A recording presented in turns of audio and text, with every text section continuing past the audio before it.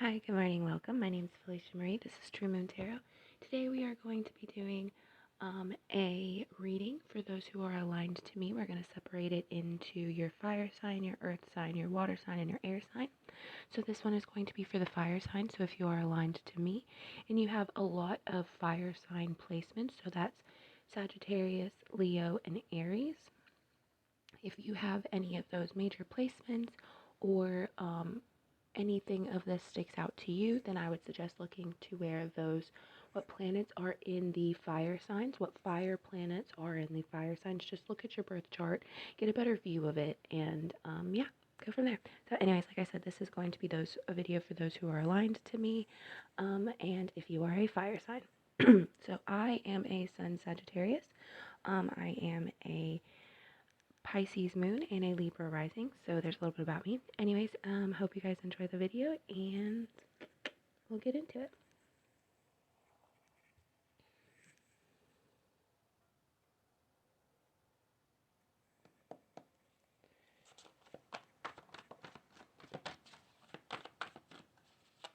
What do we have for our lovely fire signs?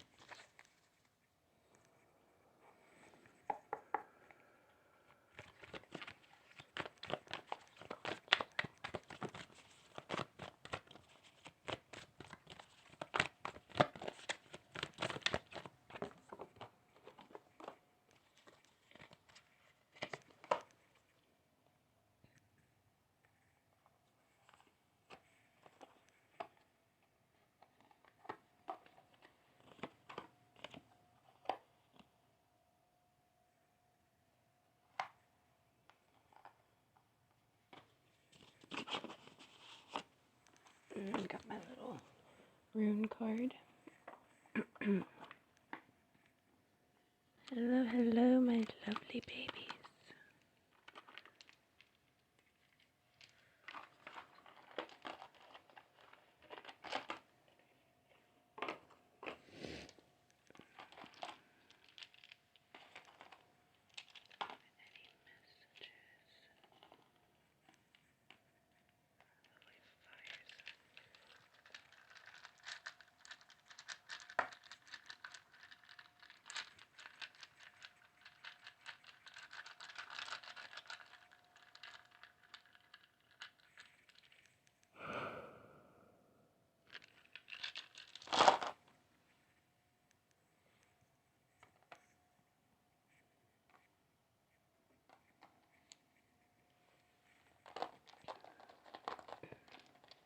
Okay, so what I'm seeing here, let me see what these runes are real quick.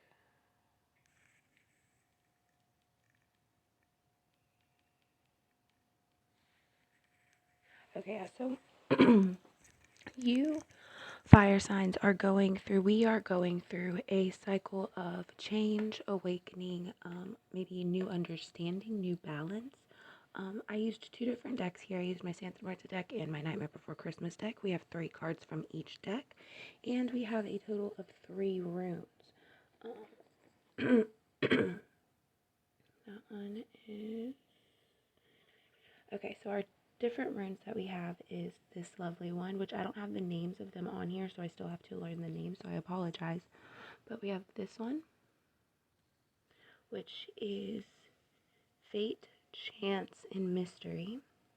Then we have this one, which is Cycles, Completion, and Changes. And then last but not least, we have this one, which is Intuition, Emotions, and Flow.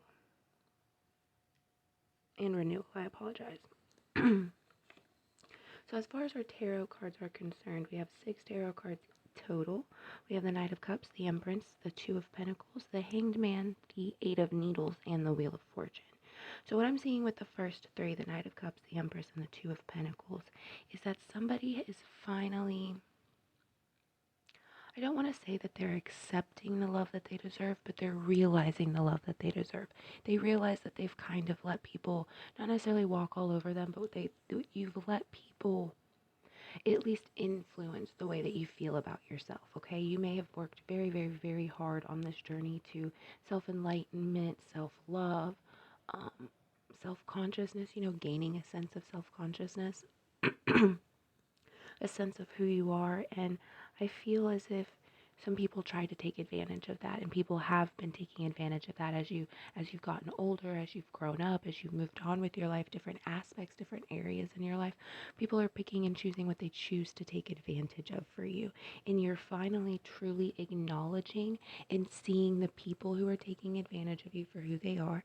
You're seeing what they're doing for what they are, and you're seeing how to better maneuver around it. Maybe not necessarily get them out of your life, but you have figured out how to maneuver around it and kind of separate yourself from the energy that they're sending towards you, okay? Um, with the Knight of Cups, I feel as if either you are letting go of someone or someone is officially letting go of you. Now, that doesn't necessarily mean that it has to be in the sense of like a relationship. It could be as simple as acquaintances, cord cutting, right? But I do feel like there's a sense of overwhelming, maybe not necessarily fear, but worry that what you're moving towards isn't what you wanted, or that what you're aiming for isn't going to turn out the way that you want it. But the problem is you need to remind yourself that it's going to be the way that you want it to be. Because with the Hanged Man, the Eight of Needles, and the Wheel of Fortune, what I'm seeing from this one is that you went and you started over. You took that leap of faith. You started that journey of trying something new, beginning at a different starting point. Making something else of yourself, right? To then the Eight of Needles, mending yourself together, picking up the pieces, realizing that you are strong, independent, and you don't need anybody else in order to heal the wounds that are inside you, right? The best healing that we can accomplish and the best healing we can have is the healing that comes from inside, the healing that we initiate, the healing that we produce, okay?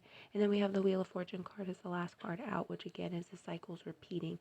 So all of the cards that we have speak to a cycle. It speaks to the coming together of one notion and the leaving of another. It speaks to mending and healing one thing while letting go of another, forgiving another. I will say this though.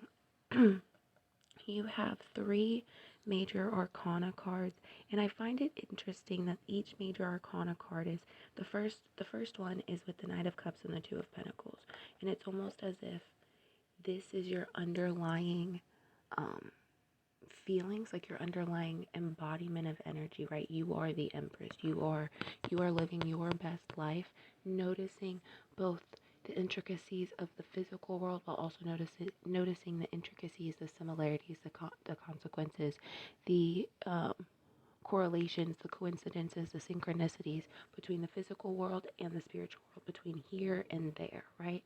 And then, like I said, this one, I get a sense of almost like worry, but it's not a scary worry. It's more of like a timid worry, like a shy worry. Like you're worried that, again, things aren't going to work out the way that you wanted them to. They're not going to. They may appear like they are, but once you cross that path, once you continue on this new journey, you're going to realize that things aren't always as they seem.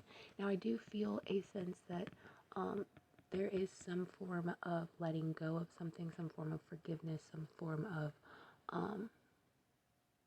reconciliation as far as the Two of Pentacles is concerned. But like I said, I think this is something that you have to figure out yourself. Like, if this is something that is, this right here is solely based off of how you handle yourself, how you handle the situation, how you handle what's around you, stuff like that, okay? So it's interesting that the Empress is between these two cards. This is about the outside embodiment of your new perspective, right? Whereas this other set over here, the Hanged Man, the Eight of Needles, and the Wheel of Fortune, this one is more of like the inner work that you have done, the inner healing, the inner child, so to speak, that you've been communicating with. Something inside you has transformed. That is what this one is about. And I find that even more significant because it's